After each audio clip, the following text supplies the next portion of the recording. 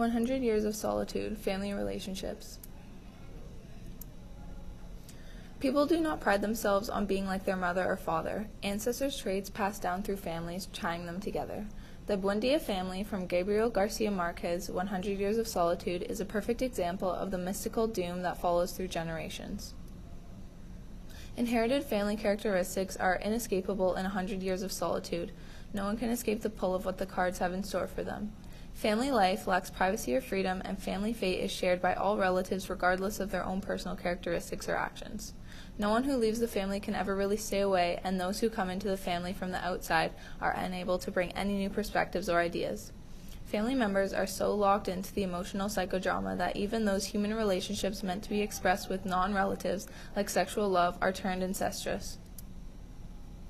My first quote, what's happening is, one day Ursula realizes that the house is full of children who are about to become adults and get married. She decides the house is too small and begins a huge rebuilding expansion project. The quote is, Ursula suddenly realized that the house had become full of people, that her children were on the point of marrying and having children, and that they would be obligated to scatter for lack of space. Then she took out the money she'd accumulated over long years of hard labor, made some arrangements with her customers, and undertook the enlargement of the house. It's important because, rather than being excited for the kids to move out, her instincts are to keep the family together. She doesn't care how many generations are under the same roof. The author is saying that this extreme closeness could be what leads the family to an unhealthy kind of closeness, the incest kind. In my second quote, what's happening is, when Arcadio orders official mourning for Crespi, Ursula is relieved and thinks he's come back to sanity. The quote is, nevertheless, Arcadio was a solitary and frightened child during the insomnia plague. In the midst of Ursula's utilitarian fervor, during the delirium of Jose Arcadio Buendia, the hermetism of Aureliano, and the mortal rivalry between Amrata and Rebecca, Aureliano had taught him to read and write, thinking about other things as he would have done with a stranger.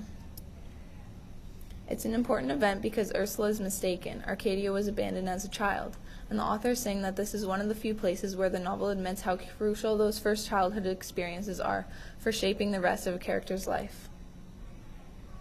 To conclude, the story addresses mysterious, dark magic, death, and horrifying tales of incest, debauchery, and love.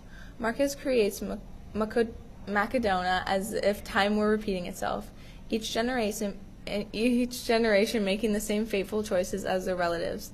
In this story, the protagonists have many differences in their fates. However, they all share undefined facts that tie them together in 100 Years of Solitude.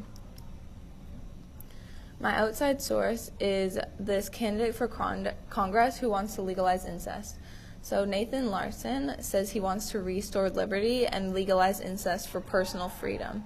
He said he thinks the state should not interfere with people's decisions. Like if people were to say, well, the genetic quality might not be as good as if people inbreed, they could have said the same thing about a lot of people who have bad genetics who should be passing on.